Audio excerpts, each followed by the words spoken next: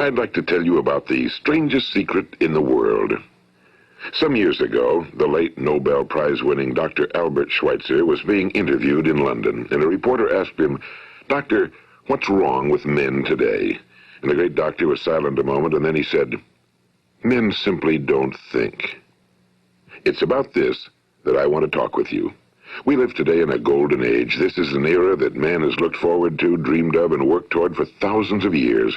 But since it's here, we pretty well take it for granted. We in America are particularly fortunate to live in the richest land that ever existed on the face of the earth, a land of abundant opportunity for everyone. But do you know what happens? Well, let's take 100 men who start even at the age of 25. Do you have any idea what will happen to those men by the time they're 65? These 100 men who all start even at the age of 25 believe they're going to be successful. If you asked any one of these men if he wanted to be a success, he'd tell you he did. And you'd notice that he was eager toward life, that there was a certain sparkle to his eye, an erectness to his carriage, and life seemed like a pretty interesting adventure to him. But by the time they're 65, 1 will be rich. 4 will be financially independent. 5 will still be working. 54 will be broke. Now think a moment. Out of the 100, only 5 make the grade. Now why do so many fail? What has happened to the sparkle that was there when they were 25? What's become of the dreams, the hopes, the plans? And why is there such a large disparity between what these men intended to do and what they actually accomplished? When we say about 5% achieve success, we have to define success. And here's the best definition I've ever been able to find. Success is the progressive realization of a worthy ideal. If a man is working toward a predetermined goal and knows where he's going, that man is a success. If he's not doing that, he's a failure. Success is the progressive realization of a worthy ideal. Rollo May, the distinguished psychiatrist, wrote a wonderful book called Man's Search for Himself. And in this book he says, the opposite of courage in our society is not cowardice. It is conformity. And there you have the trouble today. It's conformity, people acting like everyone else without knowing why, without knowing where they're going. Now think of it. In America right now, there are over 18 million people 65 years of age and older. And most of them are broke. They're dependent on someone else for life's necessities. Now, we learn to read by the time we're 7. We learn to make a living by the time we're 25. Usually by that time, we're not only making a living, we're supporting a family. And yet by the time we're 65, we haven't learned how to become financially independent in the richest land that has ever been known. Why? We conform. And the trouble is that we're acting like the wrong percentage group, the 95 who don't succeed. Now, why do these people conform? Well, they really don't know. These people believe that their lives are shaped by circumstances, by things that happen to them, by exterior forces. They're outer-directed people. A survey was made one time that covered a lot of men, working men, and these men were asked, "Why do you work? Why do you get up in the morning?" 19 out of 20 had no idea. If you ask them, they'll say, well, everyone goes to work in the morning, and that's the reason they do it, because everyone else is doing it. Now let's get back to our definition of success. Who succeeds? The only person who succeeds is the person who is progressively realizing a worthy ideal. He's the person who says, I'm going to become this, and then begins to work toward that goal.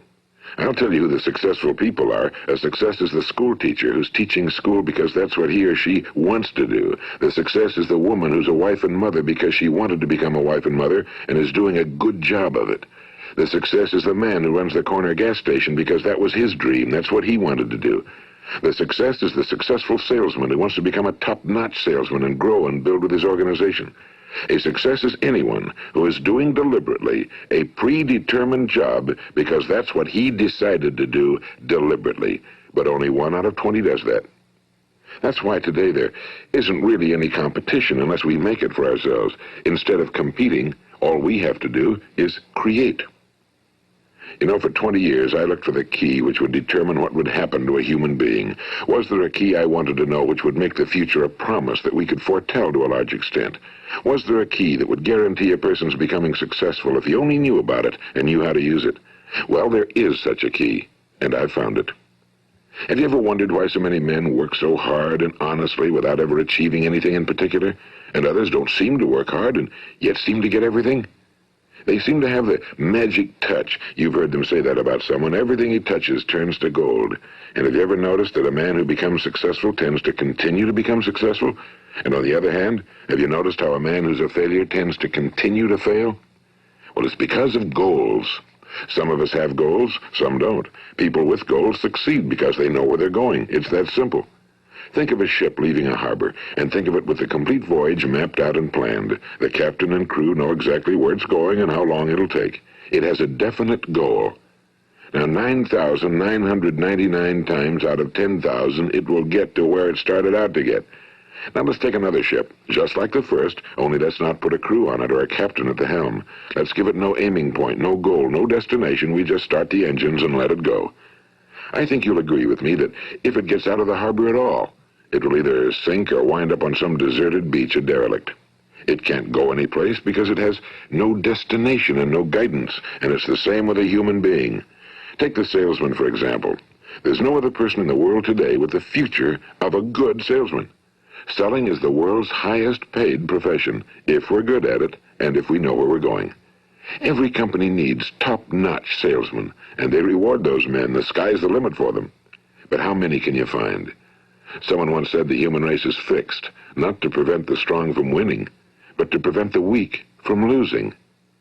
The American economy today can be likened to a convoy in time of war. The entire economy is slowed down to protect its weakest link, just as the convoy had to go at the speed that would permit its slowest vessel to remain in formation. That's why it's so easy to make a living today. It takes no particular brains or talent to make a living and support a family today. So we have a plateau of so-called security, if that's what a person's looking for.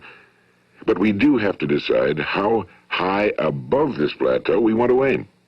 Now let's get back to the strangest secret in the world, the story that I wanted to tell you today. Why do men with goals succeed in life and men without them fail? Well, let me tell you something which, if you really understand it, will alter your life immediately. If you understand completely what I'm going to tell you from this moment on, your life will never be the same again. You'll suddenly find that good luck just seems to be attracted to you. The things you want just seem to fall in line, and from now on you won't have the problems, the worries, the gnawing lump of anxiety that perhaps you've experienced before. Doubt, fear, well, they'll be things of the past. Here's the key to success and the key to failure. We become what we think about. Now let me say that again. We become what we think about. Throughout all history, the great wise men and teachers, philosophers and prophets have disagreed with one another on many different things. It's only on this one point that they are in complete and unanimous agreement. Listen to what Marcus Aurelius, the great Roman emperor, said. A man's life is what his thoughts make of it. Disraeli said this. Everything comes if a man will only wait.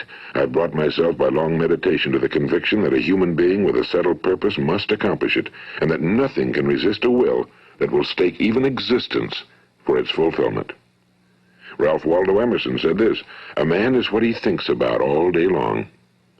William James said, the greatest discovery of my generation is that human beings can alter their lives by altering their attitudes of mind. And he also said, we need only in cold blood act as if the thing in question were real, and it will become infallibly real by growing into such a connection with our life that it will become real. It will become so knit with habit and emotion that our interest in it will be those which characterize belief. And he also said, if you only care enough for a result, you will almost certainly attain it. If you wish to be rich, you will be rich. If you wish to be learned, you will be learned. If you wish to be good, you will be good. Only you must then really wish these things and wish them exclusively, and not wish at the same time 100 other incompatible things just as strongly. In the Bible, you read in Mark 9:23, if thou canst believe, all things are possible to him that believeth. My old friend Dr. Norman Vincent Peale put it this way, this is one of the greatest laws in the universe. Fervently do I wish I had discovered it as a very young man. It dawned upon me much later in life, and I found it to be one of the greatest, if not my greatest discovery outside of my relationship to God. The great law, briefly and simply stated, is that if you think in negative terms, you will get negative results. If you think in positive terms, you will achieve positive results. That is the simple fact, he went on to say, which is at the basis of an astonishing law of prosperity and success. In 3 words, believe and succeed. William Shakespeare put it this way: our doubts are traitors and make us lose the good we oft might win by fearing to attempt. George Bernard Shaw said, people are always blaming their circumstances for what they are. I don't believe in circumstances. The people who get on in this world are the people who get up and look for the circumstances they want, and if they can't find them, make them. Well, it's pretty apparent, isn't it? And every person who discovered this for a while believed that he was the first one to work it out. We become what we think about. Now, it stands to reason that a person who's thinking about a concrete and worthwhile goal is going to reach it, because that's what he's thinking about, and we become what we think about. Conversely, the man who has no goal, who doesn't know where he's going, and whose thoughts must therefore be thoughts of confusion and anxiety and fear and worry, becomes what he thinks about. His life becomes one of frustration and fear and anxiety and worry. And if he thinks about nothing, he becomes nothing. Now, how does it work? Why do we become what we think about? Well, I'll tell you how it works as far as we know. Now, to do this, I want to tell you about a situation that parallels the human mind.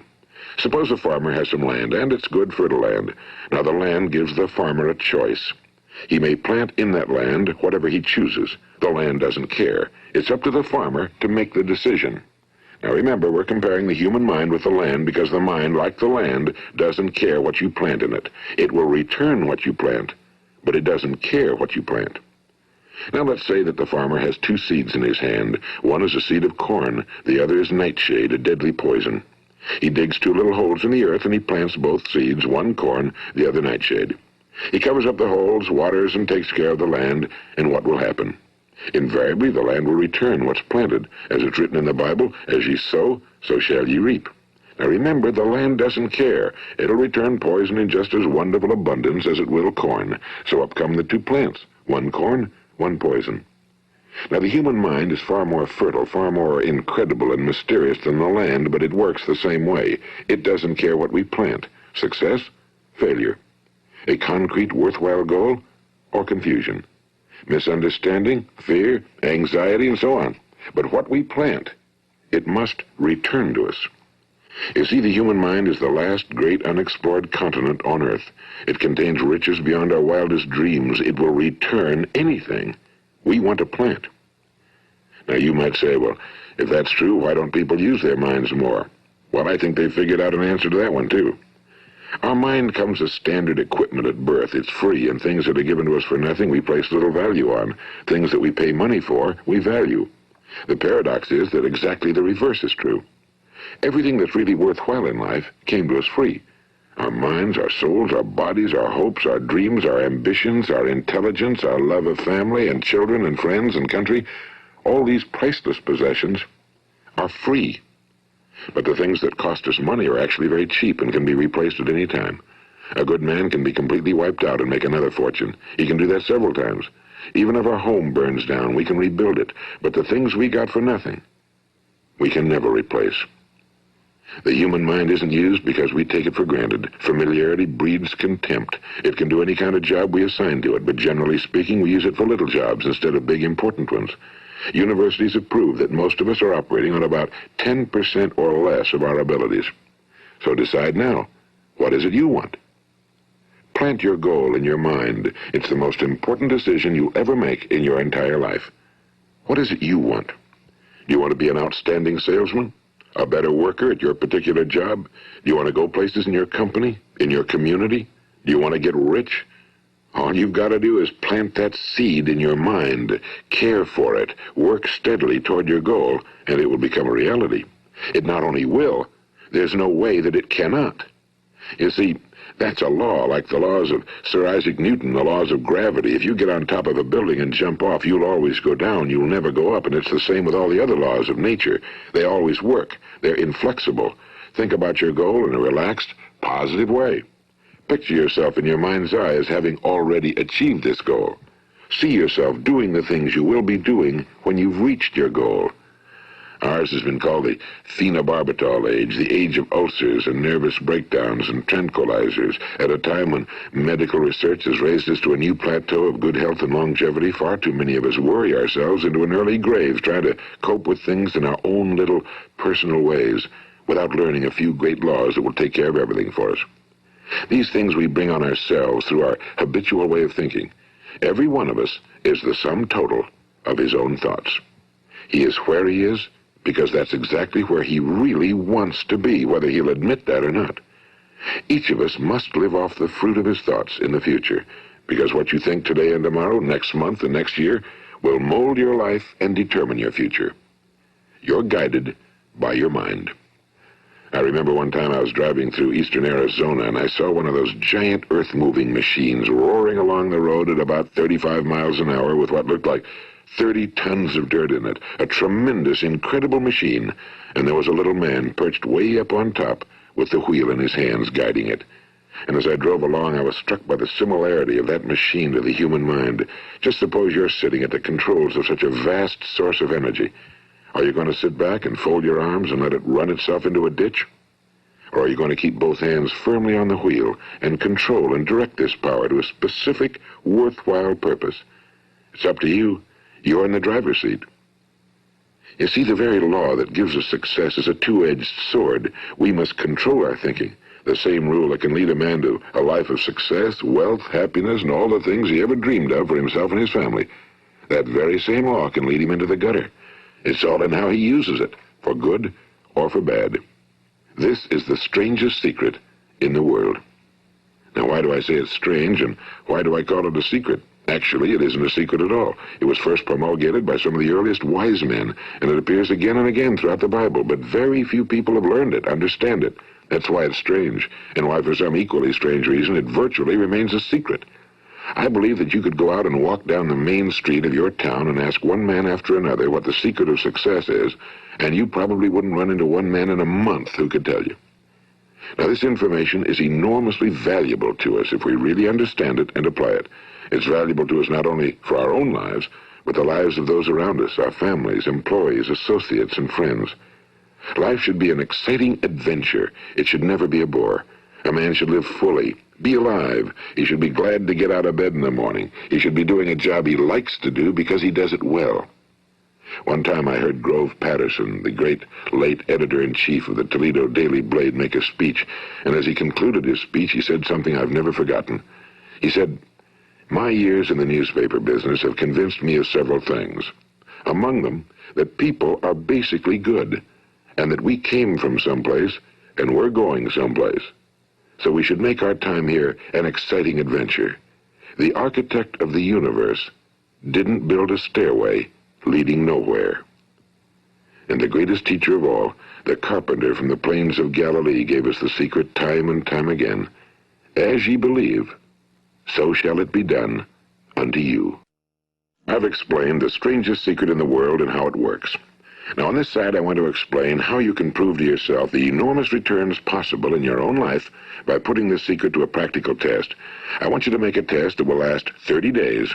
It isn't going to be easy, but if you'll give it a good try, it will completely change your life for the better.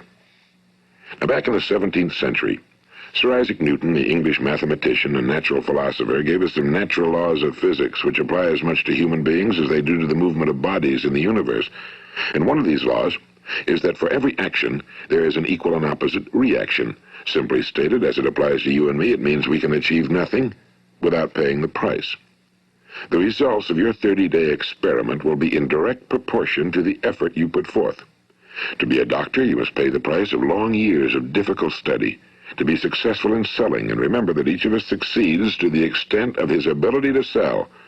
Selling our families on our ideas, selling education in schools, selling our children on the advantages of living the good and honest life, selling our associates and employees on the importance of being exceptional people. To, of course, the profession of selling itself. But to be successful in selling our way to the good life, we must be willing to pay the price. Now, what is that price? Well, it's many things. First, it's understanding emotionally, as well as intellectually, that we literally become what we think about, that we must control our thoughts if we're to control our lives. It's understanding fully that as ye sow, so shall ye reap. Second, it's cutting away all fetters from the mind and permitting it to soar as it was divinely designed to do. It's the realization that your limitations are self-imposed and that the opportunities for you today are enormous beyond belief. It's rising above narrow-minded pettiness and prejudice. And third, it's using all your courage to force yourself to think positively on your own problem, to set a definite and clearly defined goal for yourself, to let your marvelous mind think about your goal from all possible angles, to let your imagination speculate freely upon many different possible solutions, to refuse to believe that there are any circumstances sufficiently strong to defeat you in the accomplishment of your purpose, to act promptly and decisively when your course is clear, and to keep constantly aware of the fact that you are, at this moment, standing in the middle of your own acres of diamonds, as Russell Conwell used to point out. And fourth, save at least 10% of every dollar you earn. It's also remembering that no matter what your present job, it has enormous possibilities, if you're willing to pay the price. Now let's just go over the important points in the price each of us must pay to achieve the wonderful life that can be ours. It is, of course, worth any price. 1. You will become what you think about. 2. Remember the word imagination and let your mind begin to soar. 3. Courage. Concentrate on your goal every day. 4. Save 10% of what you earn. And 5. Action. Ideas are worthless unless we act on them. Now, I'll try to outline the 30-day test I want you to make. Keep in mind that you have nothing to lose by making this test and everything you could possibly want to gain. There are two things that may be said of everyone. Each of us wants something, and each of us is afraid of something. I want you to write on a card what it is you want more than anything else. It may be more money. Perhaps you'd like to double your income or make a specific amount of money. It may be a beautiful home. It may be success at your job. It may be a particular position in life. It could be a more harmonious family. Each of us wants something. Now write down on your card specifically what it is you want. Make sure it's a single goal and clearly defined. You needn't show it to anyone, but carry it with you so that you can look at it several times a day. Think about it in a cheerful, relaxed, positive way each morning when you get up, and immediately you have something to work for, something to get out of bed for, something to live for. Look at it every chance you get during the day and just before going to bed at night. And as you look at it, remember that you must become what you think about, and since you're thinking about your goal, you realize that soon it will be yours. In fact, it's yours really the moment you write it down and begin to think about it. Look at the abundance all around you as you go about your daily business. You have as much right to this abundance as any other living creature. It's yours for the asking. Now we come to the difficult part. Difficult because it means the formation of what is probably a brand new habit, and new habits are not easily formed. Once formed, however, it will follow you for the rest of your life. Stop thinking about what it is you fear. Each time a fearful or negative thought comes into your consciousness, replace it with a mental picture of your positive and worthwhile goal. And there'll come times when you'll feel like giving up. It's easier for a human being to think negatively than positively. That's why only 5% are successful. You must begin now to place yourself in that group. For 30 days, you must take control of your mind. It will think about only what you permit it to think about. Each day for this 30-day test, do more than you have to do. In addition to maintaining a cheerful, positive outlook, give of yourself more than you've ever done before. Do this knowing that your returns in life must be in direct proportion to what you give. The moment you decide on a goal to work toward, you're immediately a successful person. You are then in that rare and successful category of people who know where they're going. Out of every 100 people, you belong to the top 5. Don't concern yourself too much with how you're going to achieve your goal. Leave that completely to a power greater than yourself. All you have to do is know where you're going. The answers will come to you of their own accord and at the right time. Remember these words from the Sermon on the Mount, and remember them well. Keep them constantly before you this month of your test. Ask, and it shall be given you. Seek, and ye shall find. Knock, and it shall be opened unto you. For every one that asketh receiveth, and he that seeketh findeth, and to him that knocketh it shall be opened. It's as marvelous and as simple as that. In fact, it's so simple that in our seemingly complicated world, it's difficult for an adult to understand that all he needs is a purpose and faith. For 30 days, do your very best. If you're a salesman, go at it as you've never done before, not in a hectic fashion, but with the calm, cheerful assurance that time well spent will give you the abundance in return you deserve and want. If you're a homemaker, devote your 30-day test to completely giving of yourself without thinking about receiving anything in return, and you'll be amazed at the difference it makes in your life. No matter what your job, do it as you've never done it before for 30 days. And if you've kept your goal before you every day, you'll wonder and marvel at this new life you've found. Dorothea Brand, the outstanding editor and writer, discovered it for herself and tells about it in her fine book, Wake Up and Live. Her entire philosophy is reduced to the words, act as though it were impossible to fail. She made her own test with sincerity and faith, and her entire life was changed to one of overwhelming success. Now, you make your test for 30 full days. Don't start your test until you've made up your mind to stick with it. You see, by being persistent, you're demonstrating faith. Persistence is simply another word for faith. If you didn't have faith, you'd never persist. If you should fail during your first 30 days, by that I mean suddenly find yourself overwhelmed by negative thoughts, you've got to start over again from that point and go 30 more days. Gradually, your new habit will form until you find yourself one of that wonderful minority to whom virtually nothing is impossible. And don't forget the card. It's vitally important as you begin this new way of living. On one side of the card, write your goal, whatever it may be. On the other side, write the words we've quoted from the Sermon on the Mount. Ask, and it shall be given you. Seek, and ye shall find. Knock, and it shall be opened unto you. Nothing great was ever accomplished without inspiration. See that during these crucial first 30 days, your own inspiration is kept at a peak. And above all, don't worry. Worry brings fear, and fear is crippling. The only thing that can cause you to worry during your test is trying to do it all yourself. Know that all you have to do is hold your goal before you. Everything else will take care of itself. Remember also to keep calm and cheerful. Don't let petty things annoy you and get you off course. Now, since making this test is difficult, some will say, why should I bother? Well, look at the alternative. No one wants to be a failure. No one really wants to be a mediocre individual. No one wants a life constantly filled with worry and fear and frustration. Therefore, remember that you must reap that which you sow. If you sow negative thoughts, your life will be filled with negative things. If you sow positive thoughts, your life will be cheerful, successful, and positive. Now, gradually, you will have a tendency to forget what you've heard on this recording. Play it often. Keep reminding yourself of what you must do to form this new habit. Gather your whole family around at regular intervals and listen to what's been said here.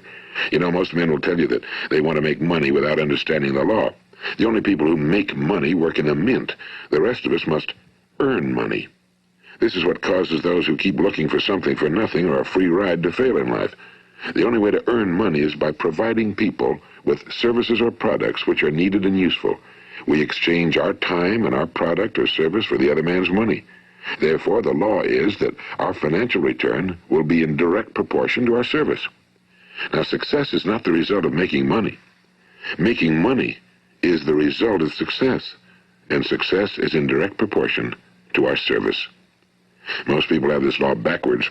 They believe that you're successful if you earn a lot of money. The truth is that you can only earn money after you're successful. It's like the story of the man who sat in front of the stove and said to it, "Give me heat, and then I'll add the wood." How many men and women do you know, or do you suppose there are today, who take the same attitude toward life? There are millions. We've got to put the fuel in before we can expect heat. Likewise, we've got to be of service first before we can expect money. Don't concern yourself with the money. Be of service. Build, work, dream, create. Do this and you'll find there's no limit to the prosperity and abundance that will come to you. Prosperity, you know, is founded upon a law of mutual exchange. Any person who contributes to prosperity must prosper in turn himself. Sometimes the return will not come from those you serve, but it must come to you from someplace, because that's the law. For every action, there is an equal and opposite reaction.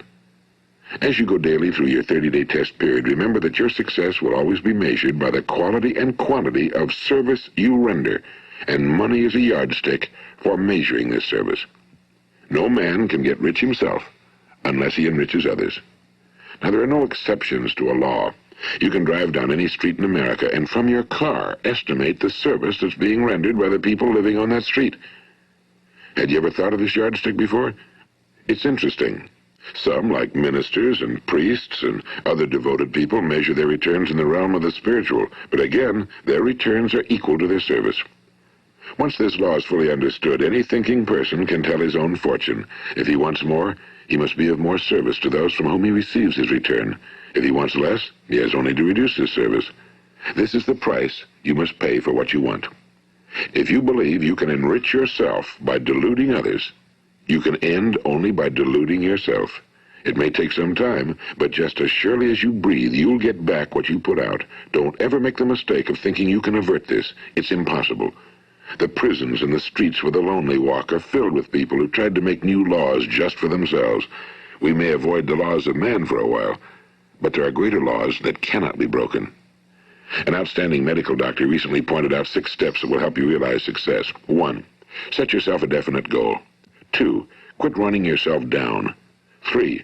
Stop thinking of all the reasons why you cannot be successful and instead think of all the reasons why you can. 4. Trace your attitudes back through your childhood and try to discover where you first got the idea you couldn't be successful, if that's the way you've been thinking. 5. Change the image you have of yourself by writing out a description of the person you would like to be. And 6. Act the part of the successful person you have decided to become. The doctor who wrote those words is a noted West Coast psychiatrist, Dr. David Harold Fink. Do what the experts since the dawn of recorded history have told you you must do. Pay the price by becoming the person you want to become. It's not nearly as difficult as living unsuccessfully. Make your 30-day test, then repeat it again, and each time it will become more a part of you until you'll wonder how you could ever have lived any other way. Live this new way and the floodgates of abundance will open and pour over you more riches than you may have dreamed existed. Money? Yes, lots of it. But what's more important, you'll have peace. You'll be in that wonderful minority who lead calm, cheerful, successful lives. Start today. You have nothing to lose, but you have a whole life to win. This is Earl Nightingale, and thank you.